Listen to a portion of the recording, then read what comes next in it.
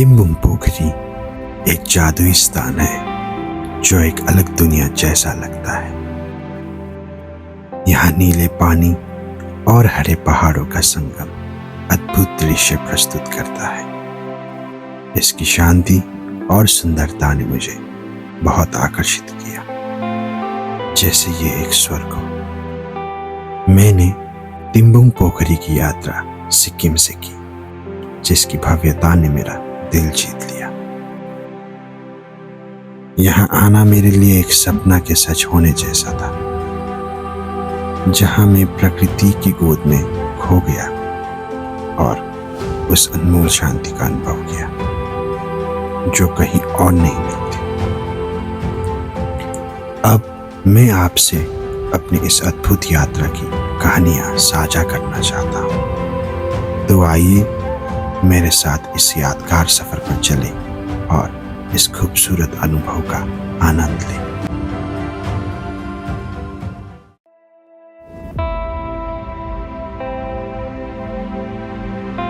हमारी यात्रा की शुरुआत सुखिया पोखरी की सुंदरता से हुई।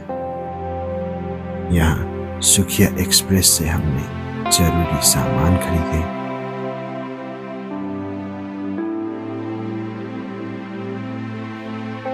इस दुकान में अनूठी खुशबू और खुशियों का एक अद्भुत संगम था।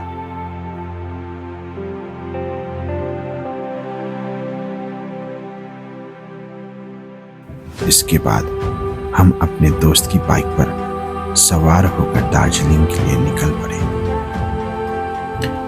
हवा में उम्मीद और रोमांच का एहसास लिए हर मोड़ पर नए अनुभवों की बाट जोड़ते हुए पहाड़ों की गोद में हमारी यात्रा का सपना सजता गया।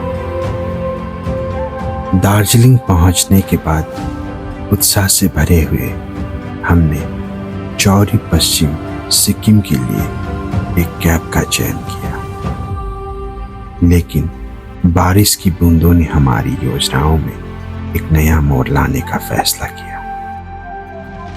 लैंडस्लाइड की वजह से सड़क बंद हो गई थी। घने बादलों के बीच पहाड़ों की गोद में हम रुके हुए थे, जहां प्रकृति की शक्तिशाली रुखाई का अनुभव हो रहा था। सर्द हवा में जंगल की खुशबू और नदियों की पानी की ताल दोनों मिलकर एक अद्भुत अनुभव बुन रही थी। भले ही हमारी यात्रा थोड़ी रुक गई थी, लेकिन इस अप्रत्याशित मोड़ ने हमें प्रकृति की शक्ति और उसकी अनंत सुंदरता का एहसास कराया। इस ठहराव में हमने मौसम के हर रंग को जिया और अपने दिल में नई यादें सहेज ली। हम आधे रास्ते तक ही पहुंच पाए और फिर हमें 6 किलोमीटर की चढ़ाई शुरू करनी पड़ी, जो लगभग 1 घंटे में पूरी हुई। हर कदम के साथ पहाड़ों की गोद में छिपे अद्भुत नज़ारे हमारे सामने खुलते गए और हमारे दिलों में उमंग का जज्बा और बढ़ता गया। ठंडी हवा में घुलती धूप जैसे हमारे हौसले की ओर और बल देती रही। हमने अपनी पहली रात चौरी में बिताई, जो हमारी ट्रिप का पहला पड़ाव था। अगले दिन सुबह की पहली किरण के साथ जब सूरज ने पहाड़ों की चोटी पर अपनी सुनहरी छाया बिखेरी, हम नया पाताल की ओर रवाना हुए।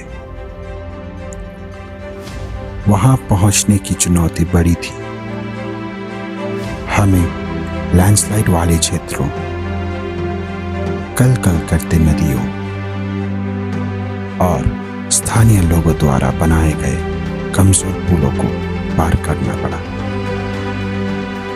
हर बाधा ने हमें और मजबूत बनाया और हमें महसूस हुआ कि ये यात्रा केवल भौतिक नहीं बल्कि आत्मिक भी है।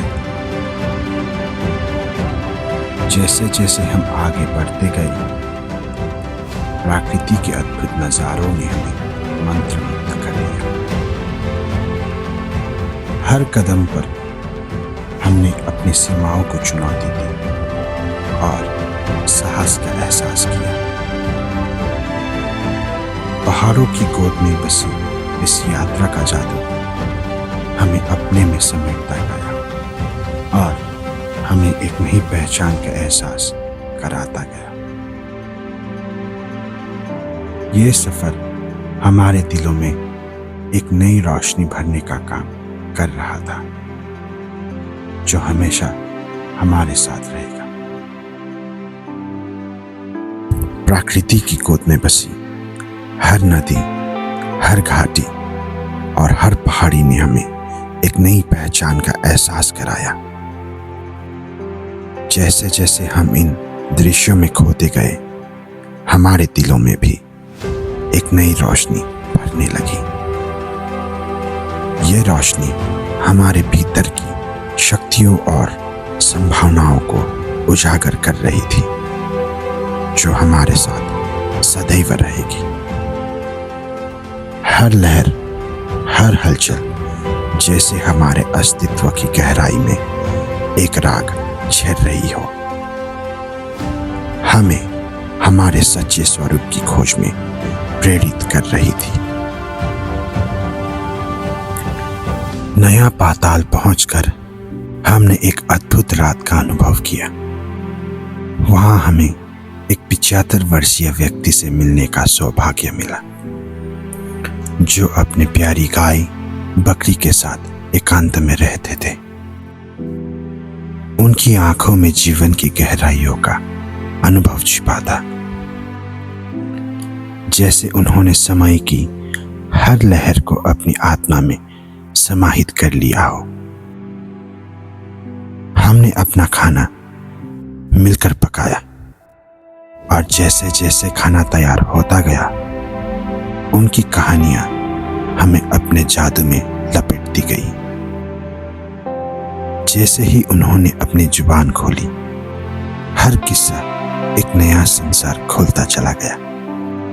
एक ऐसा संसार जहां हंसी की गूंज थी और जीवन की सच्चाइयों का दर्द।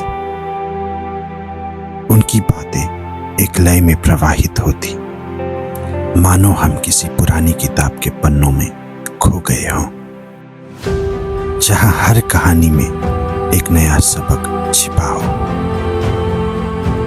उन्होंने अपने जीवन की जटिलताओं और सरलताओं का ऐसा अनूठा मिश्रण पेश किया कि हमें एहसास हुआ कि जीवन की राह में कठिनाइयां भी हमारे भीतर की गहराइयों को उजागर करती है। अकेलापन, जिसे हम अक्सर नकारते हैं, वो इसे एक अनमोल साथी मानते थे। एक ऐसा साथी जो हमें खुद से मिलने का अवसर देता है।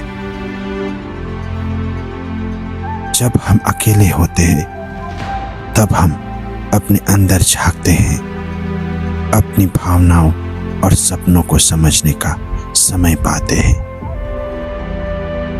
उनकी कहानियां हमें सिखाती थी कि हर अनुभव, चाहे वो कितना भी कठिन क्यों ना हो, हमें कुछ ना कुछ तो सिखाती ही है।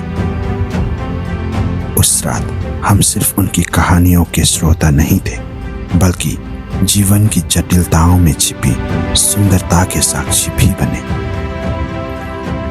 इस अनुभव ने हमें ये सोचने पर मजबूर कर दिया कि शायद अकेलापन अपने आप में एक खूबसूरत यात्रा भी हो सकता है।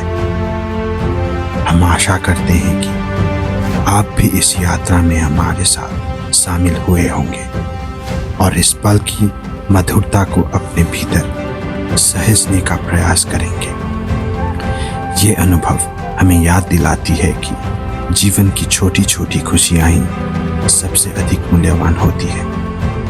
अगले एपिसोड में हांस पोखरी की बेमिसाल खूबसूरती को फिर से जीने का सुनहरा अवसर आपके सामने प्रस्तुत करेंगे।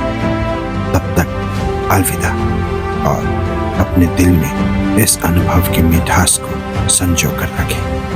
धन्यवाद।